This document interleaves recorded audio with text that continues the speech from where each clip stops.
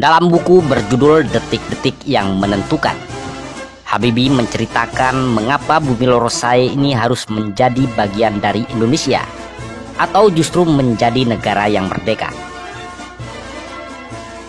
Pada 30 Agustus 1999, hampir 80% rakyat Timur Timur memilih berpisah dari Indonesia. Referendum yang didukung PBB itu mengakhiri konflik berdarah, sekaligus mengakhiri kependudukan mereka sebagai warga negara Indonesia, memberikan jalan bagi rakyat Timur Leste untuk meraih kemerdekaan. Timur Leste, negara yang sebagian besar dari 1,3 juta penduduknya memeluk agama Katolik, baru diakui secara internasional 3 tahun setelah pemungutan suara. Tidak seperti Indonesia yang dijajah Belanda, negara yang menjajah Tim-Tim adalah Portugal. Pada 1974, revolusi bunga terjadi di Portugal yang menyebabkan distabilitas politik di dalam negeri. Portugal semakin kewalahan menghadapi pemberontakan di negara-negara jajahan di Afrika. Masyarakat Tim-Tim memanfaatkan momen tersebut untuk memproklamirkan berdirinya suatu bangsa yang merdeka melalui pembentukan partai politik. Oleh karena itulah wilayah Timur Timur atau Pulau Timur bagian timur belum menjadi bagian dari Indonesia sejak awal. Berbeda dengan Pulau Timur bagian barat yang dikuasai Belanda atau yang nantinya menjadi Provinsi Nusa Tenggara Timur. Namun proses kemerdekaan tidak semudah yang dibayangkan. Ketegangan politik hingga fisik terjadi antara partai pro kemerdekaan dengan partai yang menginginkan Tim-Tim menjadi bagian dari Indonesia. Di tengah pertumpahan darah, masyarakat Tim-Tim pada 30 November 1975 menggelar deklarasi Balibo yang menegaskan posisi Tim-Tim sebagai provinsi ke-27 Indonesia. Pada tahun-tahun berikutnya muncul konflik antara pendukung kemerdekaan Timor Leste dan pemerintah Indonesia serta pendukung integrasi Tim-Tim.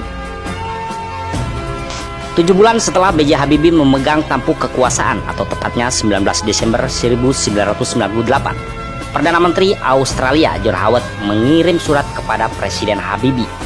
Ia mengusulkan untuk meninjau ulang pelaksanaan referendum bagi rakyat Timur Timur. Hari referendum pun tiba pada 30 Agustus 1999. Dilaksanakan referendum dengan situasi yang relatif aman dan diikuti hampir seluruh warga Tim-Tim.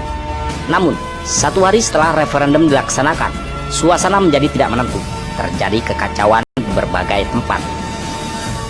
Sekjen PBB akhirnya menyampaikan hasil referendum pada Dewan Keamanan PBB pada 3 September 1999. Hasilnya 344.580 suara atau 78,5% menolak otonomi, 94.388 atau 21% suara mendukung otonomi, dan 7.985 suara dinyatakan tidak valid. Hasil referendum tersebut kemudian diumumkan secara resmi di Dili pada 4 September 1999. Akhirnya masyarakat Tim-Tim memilih untuk memisahkan diri dari Indonesia. Habibie mengutarakan alasan dan fakta yang sangat cerdas. Alasan yang pertama, Tim-Tim dengan populasi sekitar 700.000 rakyat telah menarik minat dunia, tapi saya punya 210 juta rakyat. Jika saya biarkan tentara asing mengurus Tim-Tim, secara implisit saya mengakui bahwa TNI tak bisa menjalankan tugasnya dan ini bisa berakibat buruk bagi stabilitas negara, dan saya tak mau ambil resiko ini. Masalah Timur Timur sudah harus diselesaikan sebelum Presiden keempat RI dipilih, sehingga yang bersangkutan dapat mencurahkan perhatian kepada penyelesaian masalah nasional dan reformasi yang sedang kita hadapi. Dan alasan yang kedua, saya menganggap Australia sejak lama telah menjadi sahabat Indonesia sejak proklamasi kemerdekaan 1945. Saya yakin bila saya biarkan tentara Australia masuk ke Indonesia, saya tidak hanya akan menghina dan mempermalukan TNI, tapi juga bila Australia masuk, apapun keputusannya nanti, yang kalah akan menyalahkan Australia.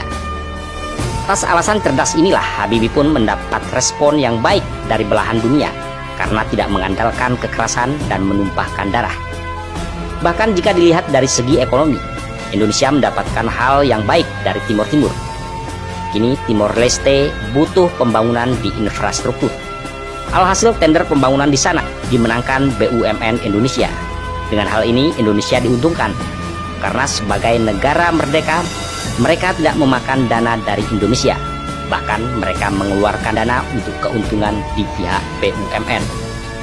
Dan apapun yang dikirim ke Timor Leste sekarang menjadi ekspor dan mendapatkan keuntungan devisa bagi negara.